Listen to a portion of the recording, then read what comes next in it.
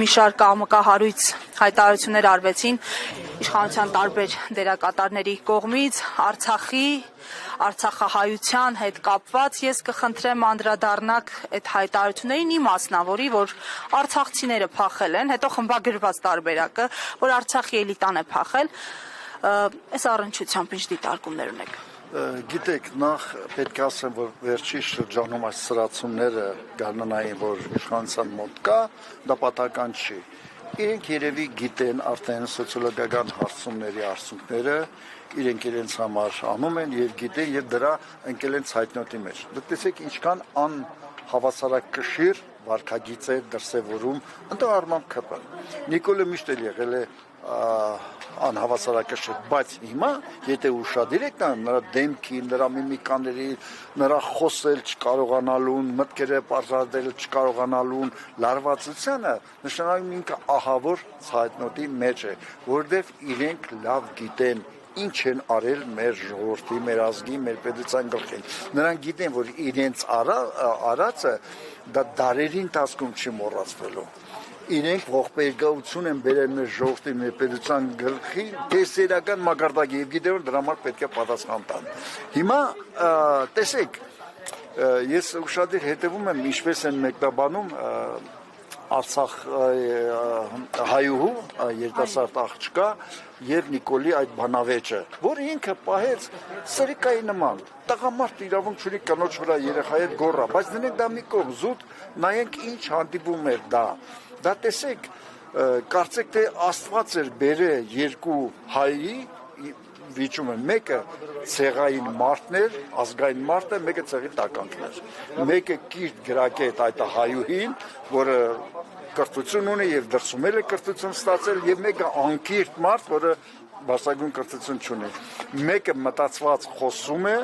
մեկը չմտածված դուրս է տալիս եւ այլն։ Երկու տարբեր հայի բախումներ այդտեղ։ Ազգային եւ ապազգային, ամենակարևոր դա է։ Եվ տեսեք ինչ հավասարակշիռ ձևով իրեն պահեց այդ հային։ Պարոն Նիկոյան, ասացիք, որ նաև այս դրսևորումների պատճառը իրենց վարկանիշի, իրական վարկանիշի հետ առերեսվելն է։ Ամեն դեպքում ինչ եք կարծում, հանրային շրջանակները, քաղաքական շրջանակները ի վիճակի են դիմակայելու օրինակ դրսի կոնսենսուսին, ես չեմ ասում շատ դերակատարներ, բայց ակնհայտ դերակատարներ կան, որ շահագրգռված են Փաշինյանի իշխանությունը պահելու հանգամանքով եւ տեսանք, որ նույնիսկ այստեղ նախատեսվում է գագաթնաժողով հենց ընտրություններից անմիջապես առաջ եվրոպական երկրների եւ այլն, ի վիճակի են դիմագրավել այս դրսի ազդեցությանը, դրսի ուժին։ Միանշանակ ասեմ այո, որտեղ Եվրոպան արդեն այն Եվրոպան չի, Եվրոպայի ընկալումը մեր ժողովրդում է, այլևս այն ընկալումը չի, եթե առաջ Եվրոպան մարդու իրավունքներ, ազատություն, ժողովրդավարություն, հիմա զուտ տնտեսական շահ, զուտ դիտարկում են, որ Եվրոպան Հայաստանին օգտագործում է Ռուսաստանի դեմ որպես գործիք։ Իր շահերի համար արդեն ժողովրդի մոտ այդ ընկալումը կա։ Ցավոք սրտի Եվրոպան այլևս արևմուտքը, այլևս այն ընկալումը չի, ինչ որ նախկինում էր։ Այդ իսկ պատճառով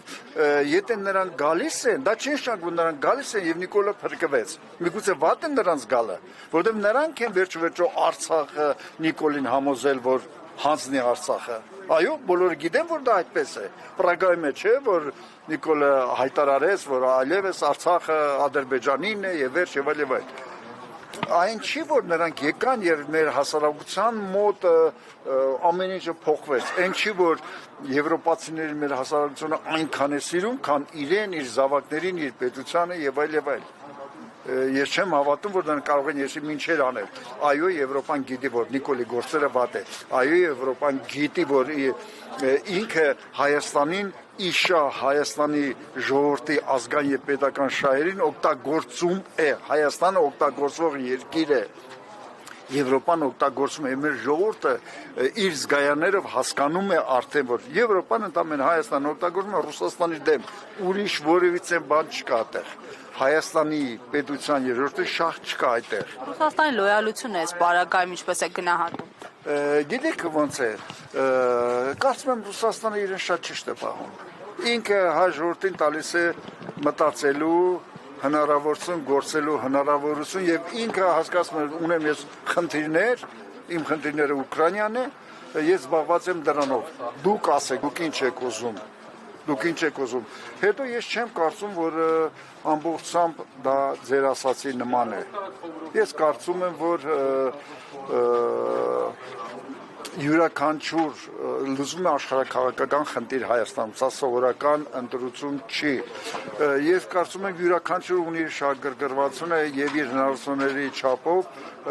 իր հնարավորությունը կօգտագործի։ Իմ կարծիքն է դա այդպեսին։ Չնայած ես համաձայն եմ ձեր հետ, եթե Եվրոպան, Արևմուտքը, Թուրքիան, Ադրբեջանը շատ ակնհայտ իրենց դիրքորոշումը արտահայտում են, Ռուսաստանը այդպեսին չի, բայց նա ունի մեծ հնարավորություն Հայաստանի քաղաքական պրոցեսների վրա ազդելու։